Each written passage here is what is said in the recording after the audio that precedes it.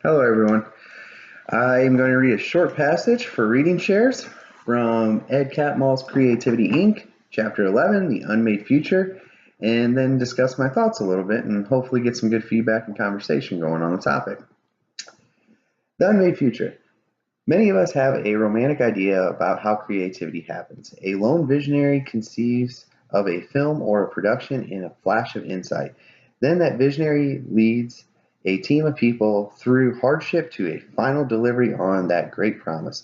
The truth is, this isn't my experience at all. I've known many people I consider to be creative geniuses, and not just at Pixar and Disney. Yet I can't remember a single one who could articulate exactly what this vision was that they were striving for when they started. In my experience, creative people discover and realize their visions over time and through dedicated struggles. In that way, creativity is more like a marathon than a sprint. You have to pace yourself. I'm often asked to predict what the future of computer animation will look like, and I try my best to come up with a thoughtful answer. But the fact is, just as our directors lack a clear picture of what their embryonic movies will grow up to be, I can't envision how our technical future will unfold because it doesn't exist yet. As we forge ahead while we imagine what might be, we must rely on our guiding principles, our intentions, and our goals, not on being able to see and react to what's coming before it happens. My old friend from University of Utah, Alan Kay, Apple's chief scientist and the man who introduced me to Steve Jobs, expressed it well when he said, "The best way to predict the future is to invent it." I brought up that passage for reading shares this week because it got me thinking not so much about the project as more about just the future. I didn't take into consideration when I was talking to Dave the other day that I have 4 classes left in my master's program, and that kind of caught me off guard.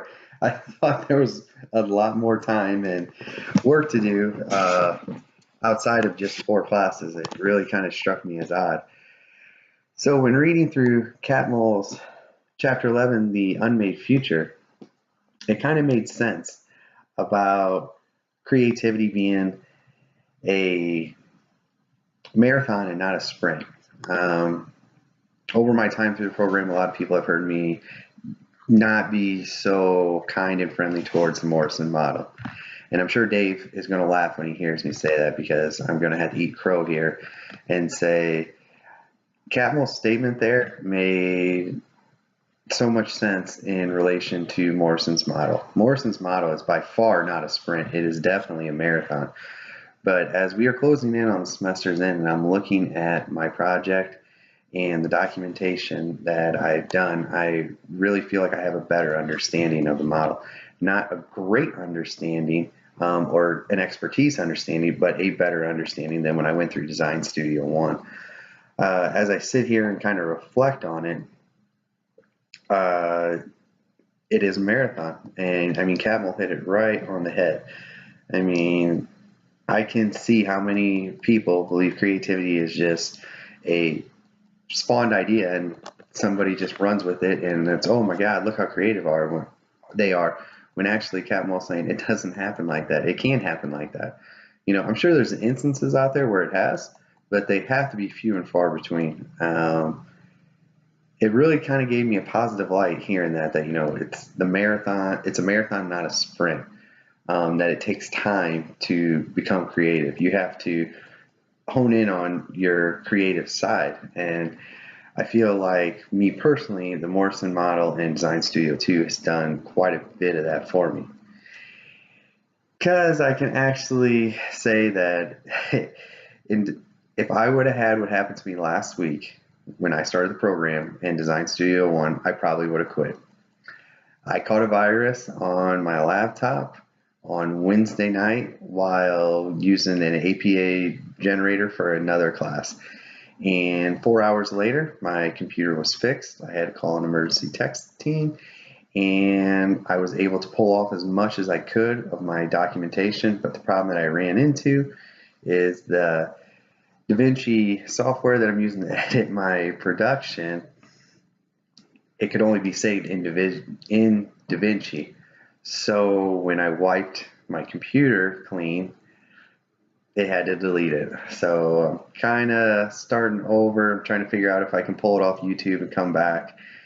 And if this would have been the sprint that Catmull talks about, I probably would have fell out of the race. But with it being a marathon and seeing how far I've come and how close we are, to the end of the semester and the end of the program, it's like, well, we need to keep chugging along and keep those creative juices flowing and keep moving forward. Hopefully it all works out. I'm going to start that video back over again and just take it as a new opportunity. But I hope everybody takes a little something from that passage of Catmull's. I think there's a real deep meaning in there for each person individually of how you want to look at it and interpret his thoughts. And I really like Alan Kay's quote at the end of the future. If you want to know what the future holds, then just create it. So thank you for watching, everybody. Have a good evening, and I will talk to you on the boards.